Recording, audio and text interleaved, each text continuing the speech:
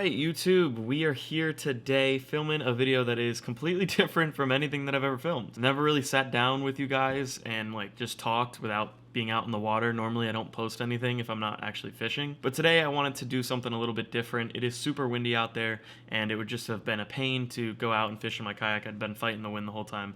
So I wanted to do a little bit of a informative, I guess you could say, how-to kind of video for you guys. You guys have absolutely loved my most recent video where I caught a giant snook, asking how did I find that spot and stuff. So I figured a perfect video to make would be sit down and go on my computer here and show you guys what I look for when I'm finding new spots. So without further ado, we're just gonna jump straight into it. Hopefully everything is going well. I haven't made a video like this, so I'm probably in the corner of the screen somewhere right now, and hopefully you guys can see my desktop pretty well here. So we're just gonna use Weeden Island as an example. I am from the Tampa Bay area here, and Weeden Island is a very publicly known spot. So if you haven't ever fished Weeden, it's a good spot. It's just pressured, but there are fish there. I've caught some nice fish.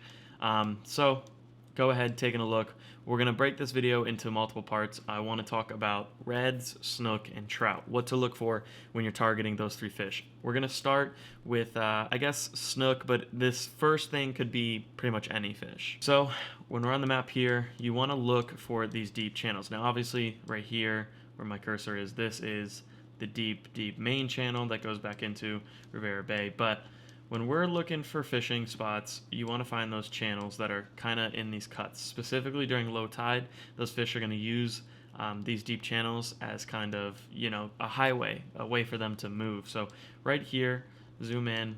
I'm using Google Maps because I think they have probably one of the better quality, most HD maps, but you can do this on your phone. You can use Apple Maps perfectly fine. I mean, that's what I do most of the time. Very rarely do I ever actually sit down at a desktop, but when I do, Google Maps is definitely the best in my opinion. But right here, this would be a great spot to target, especially during low tide. Those fish are going to use this deep little channel cut here as kind of like a highway, a way for them to move and stuff. And just on low tide, those fish are going to get trapped back in these deep spots because obviously they can't really go anywhere else if it's super shallow. And I know specifically I have fished this exact area, and during low tide this area does get super shallow, except for right here where my mouse is, and then right here there's a nice little pocket too. Actually, fun fact, and I'll just go ahead and spoil it right now, the very first video on my channel I catch an inshore slam is right here. I catch my snook over here, I caught my reds over here by the mouth, and I caught my trout out here. But so if we're talking more specifically about snook, all I look for is structure. Those fish, they want to be hidden, they're ambush predators. So I specifically look for just mangroves. I mean, and that's probably not a surprise to most people. I'm sure you guys flip mangroves, fish the mangroves. If you look on social media, everyone flips mangroves, but all of these spots would be awesome to flip. Right here, I like specifically because you can tell by the depth change here. You can see it goes from kind of shallow to this is like a little hole here. I specifically would target this little hole on low tide, just because those fish during low tide don't want to go out here because it's super shallow, so they're going to be back in here where it's a little bit deeper for them. Now I'm going to try to look around here on this map and find something. Right here's another perfect example of this is kind of lower, and then you can tell by just the color change on Google Maps that it gets a little deeper here, and those fish are going to love that during low tide. Alright, so here's a good example of what I was trying to look for next. So I already explained that when you're fishing for snook, they like structure. They're going to be by docks, seawalls, bridges, mangroves, just anything that they can hide near because they are ambush predators, so they don't want to just be out in the open. Very rarely will you see snook just cruising out in the open, but it does happen. I mean, I've caught snook just fishing on the flat sight casting. But what I'm trying to say here is, compared to these mangroves, this is back just in flats areas, so the whole area is, kind of shallow, but there'll be snook there. I like to target areas that have mangrove lines on deep channels. That's because those bigger fish, even if they're not sitting up into the mangroves really tight, they're going to be in that channel. And if it's a steep drop off, and when I say that, what I mean is over here where my mouse cursor is right now, it's probably going to drop from land, and then it'll go down to 2, 3, 4 feet maybe. But right here in this deep channel, it's going to drop from land to 1, 2, and then steep to 8 feet. And I like fishing that, especially when you're trying to target those bigger snook. The 41 incher that I just caught in my last video, that was on a very deep drop. right off that mangrove line. It's super shallow and then just gets super deep. And those bigger fish, if they're not sitting up tight on the mangroves because they're just too big to sit there, they're going to sit on that drop. They're going to wait for that little bait, minnows, whatever they're targeting, mullet, to come out of that mangrove line and just come a little bit too far out where it gets super steep, and they can come up from deep and ambush that bait.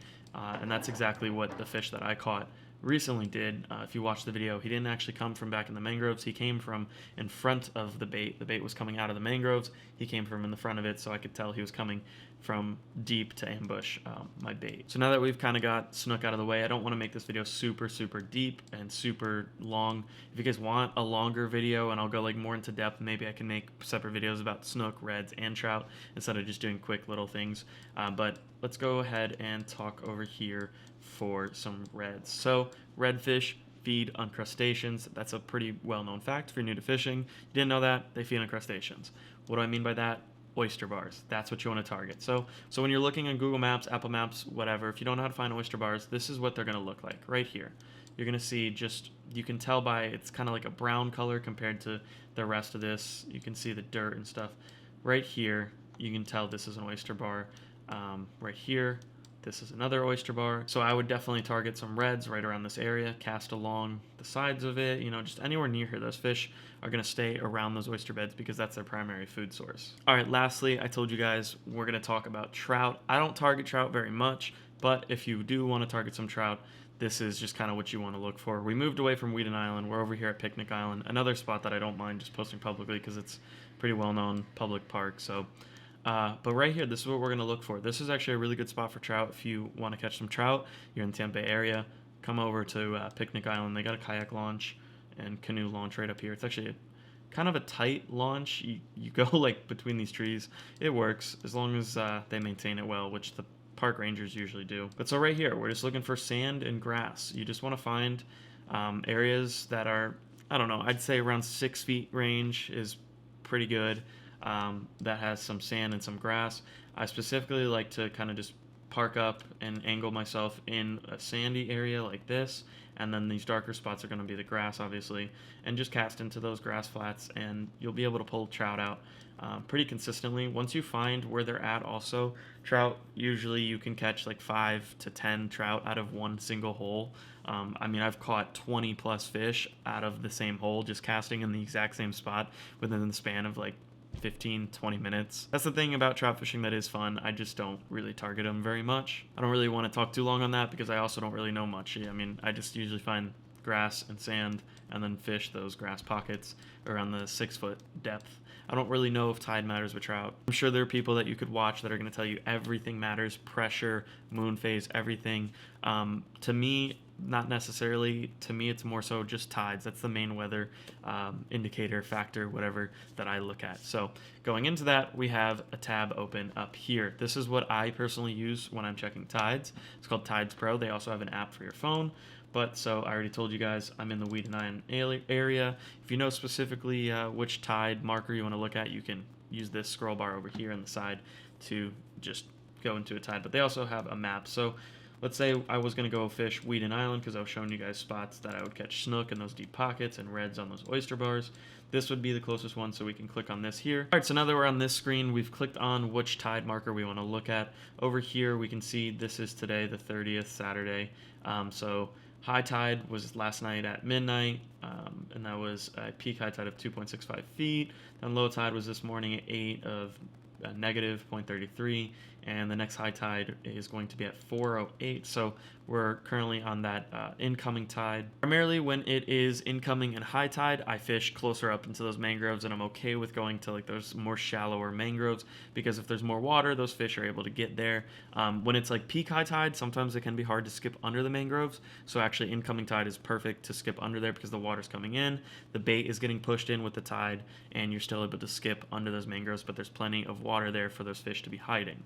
During low tide, it's the opposite. I look for those deeper pockets, those deeper channels when I'm targeting snook. But so that's for tides. Once again, this is called Tides Pro. You can also click on this here and it'll tell you the week. So if you're trying to plan out a trip with some friends or just plan for your day off, they'll tell you everything. I mean, I don't know how accurate it is when you go month tables, but I typically do the week and the day charts So now we've talked a little bit about where to find snook, where to find reds, where to find trout. We've talked about tides, what website I use to accurately look at the tides. So now we got to talk a little bit more about conditions, myself included, and I think a lot of the people that are watching this, because I feel like a lot of the people that are subscribed to me and actively follow me on all my platforms are not necessarily on a big boat, but on a ginu, a kayak, a little john boat, some sort of micro skiff, etc. Wind is a big factor, and even if you're on a big boat, wind is a big factor too. But so right here, this is windy.com. If you live in Florida, you probably know about this because of the hurricanes. It's a pretty active platform for hurricanes, I think. Like they have hurricane trackers on here, whatever. But I use it for fishing too. They've got a bunch of stuff, as you can see over here in the right side. We're on the wind right now, and I typically like to look at this the day before because sometimes when you look multiple days out, it's not the most accurate thing in the world.